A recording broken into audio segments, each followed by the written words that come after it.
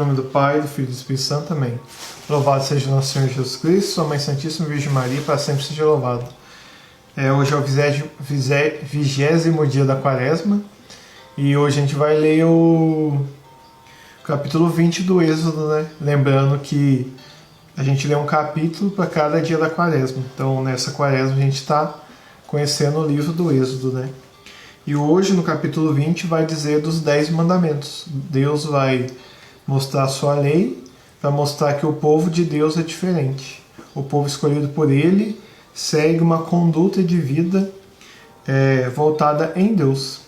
E essa lei que Deus dá ao povo escolhido por Ele. Então a gente vai começar a ler agora. Em nome do Pai, do Filho e do Espírito Santo. Amém. Deus pronunciou todas as palavras que seguem. Versículo 2. Eu sou o Senhor teu Deus, que te libertou do Egito, do antro da escravidão. Não terás outros deuses além de mim. Não farás para ti ídolos, nem figura alguma do que existe em cima nos céus, nem embaixo na terra, nem do que existe nas águas debaixo da terra. Não te prostrarás diante deles, nem lhe prestarás culto, pois eu sou o Senhor teu Deus, um Deus ciumento. Castigo a culpa dos pais nos filhos, até a 3ª e 4ª geração dos que me odeiam. Mas uso de misericórdia por 1000 gerações para os que me amam e guardam meus mandamentos. Não pronunciarás o nome do Senhor teu Deus em vão, porque o Senhor não deixará impune quem pronunciar seu nome em vão. Lembra-te de santificar o dia de sábado. Trabalharás durante 6 dias e farás todos os trabalhos. Mas o 7º dia é sábado, dedicado ao Senhor teu Deus. Não farás trabalho algum, nem tu, nem teu filho, nem tua filha, nem teu escravo, nem tua escrava, nem teu gado, nem o estrangeiro que vive em tuas cidades. Pois em 6 dias o Senhor fez o céu e a terra, o mar e tudo que nele há. Mas no 7º dia descansou. Por isso o Senhor abençoou o dia de sábado e o santificou.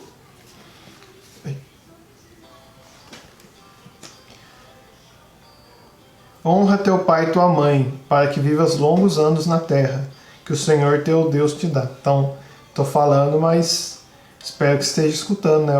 Honra teu pai e tua mãe, para que o Senhor te dê longos dias na terra. Não matarás, não cometerás adultério, não furtarás, não levantarás falso testemunho contra o próximo, não cobiçarás a casa do próximo, nem a mulher do próximo, nem o escravo, nem a escrava, nem o boi, nem o jumento, nem coisa alguma do que lhe pertence. O povo todo presenciou os trovões, os relâmpagos, o som da trombeta e a montanha fumegante. À vista disso, o povo permaneceu ao longe, tremendo de pavor. Disseram a Moisés: fala-nos tu e te escutaremos, mas que não nos fale Deus, do contrário morreremos. Então olha só o tão assim pavoroso mesmo que era a voz de Deus no povo. Então o povo estava até com medo de morrer, pedindo por favor que fale você, Moisés, em vez de Deus. Aí Moisés respondeu: não temais, pois Deus veio para vos provar, para que o seu temor vos esteja sempre presente, e não pequeis. Então a lei é para que a gente não peque.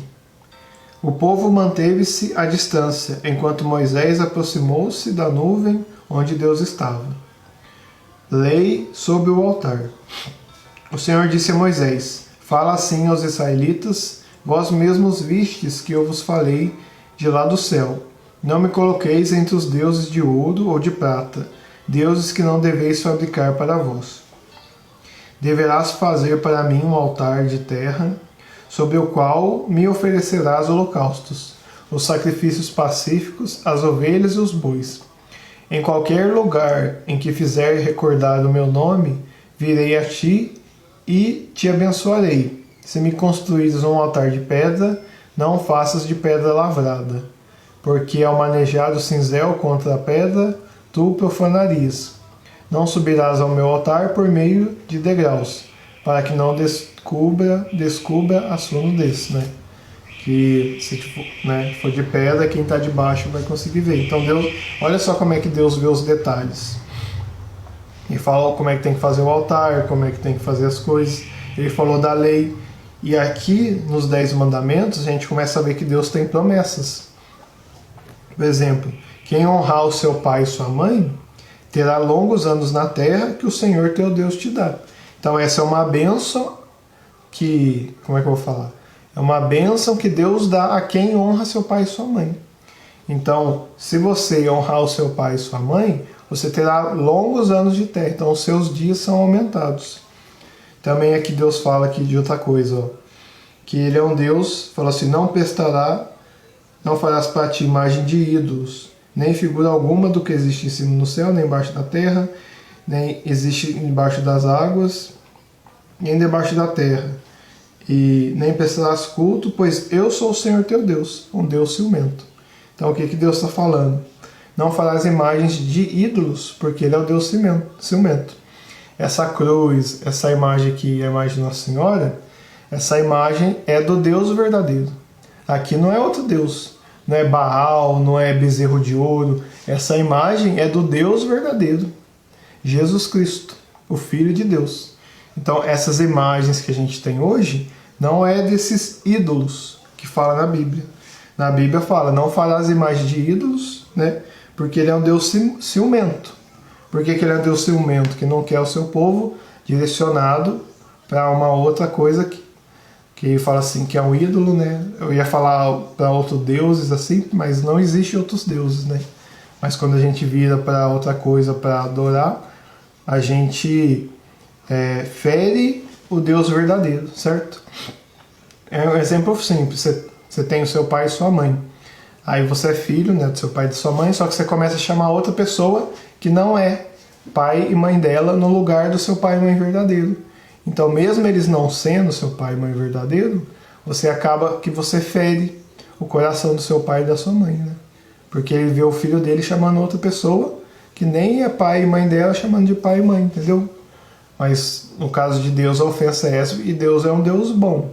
Tem gente que fala, mas meu pai é ruim, não sei o quê, mas com Deus não se aplica. É o único verdadeiro Deus, né? Então Deus fala não farás para ti imagens de ídolos, né? Porque naquele tempo tinha várias imagens, tem centenas de ídolos, né? Ídolo é adoração a qualquer coisa que não seja Deus, né? Que toma o lugar de Deus. E essa imagem, o crucifixo, né? É a imagem de Jesus Cristo, que Ele é a imagem de Deus, né? Mas a gente sabe que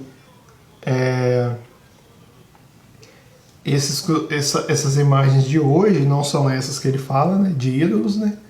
Mas Deus abençoa essas imagens e a presença de Deus é contida na bênção que Ele dá, certo? Então quando a gente honra uma imagem assim que tem de Jesus para lembrar dele, mas a bênção de Deus tem que ser imagem abençoada. Se não for imagem abençoada, é uma simples imagem, é uma simples fotografia.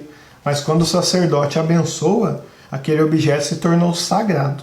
Do mesmo jeito que Deus ele fala assim, quando Ele consagra os objetos aqui fala nos holocaustos, né? Aqueles objetos o povo não pode relar, é só o sacerdote. Quando um povo rela, é uma profanação, porque aquilo é sagrado, tem a mão de Deus. Então, do mesmo jeito, quando é abençoado, esse objeto tem a presença de Deus. Eu estou falando muito dessa parte das imagens, né? Porque é o que a gente tem aqui, o que a gente falou, e muita gente confunde. Deus fala, não faça imagem de ídolos. Mas lá na frente Deus permitiu e pediu para fazer imagens de querubins, que é uma imagem de um anjo. Então, o anjo, se não era para fazer imagem, por que Deus pediu para fazer a imagem de um anjo? Então o anjo estava ali e o anjo não era adorado, certo? E aquela imagem Deus permitiu fazer. Agora de ídolos, que as pessoas que tomam o lugar de Deus, afastam a pessoa de Deus, né? Aí Deus fala para não fazer mesmo, né? A Virgem Maria, mãe de Jesus. Quando a gente vê ela, a gente lembra de quem? De Jesus. E para quem que a gente reza a oração, intercessão dela? Para nos levar a Jesus.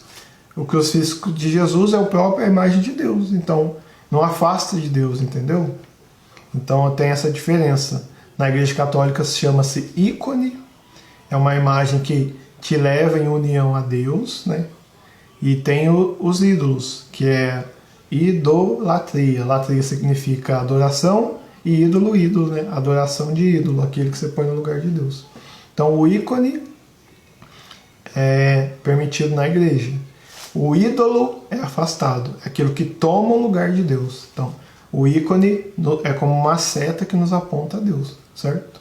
Virgem Maria, mãe de quem? De Jesus. Jesus é Deus. Crucifixo de Jesus, a imagem do próprio Deus vivo, certo? Que Jesus é Deus, Deus vivo, Deus feito homem. Amém? E tem outra parte aqui que Deus fala aqui, castiga a culpa dos pais nos filhos até a terceira e quarta geração dos que me odeiam. Então, Deus está falando aqui, né? Não sei como é que é esse castigo, né? Mas ele fala assim, ó, né, até tem uma carta de Jeremias que fala assim que lá o povo mais para frente começou a olhar isso como, por exemplo, o mal que eu sofro era a culpa do meu pai. Então o povo não começou a pensar que eles não eram mais responsáveis por nada. E aí na parte lá, Jeremias, acho que é Jeremias 18, aí ele fala que cada um é responsável por seu pecado. Isso aqui não contradiz. Agora eu vou explicar a diferença dessa e da carta de Jeremias. Cada um é responsável pelo seu pecado.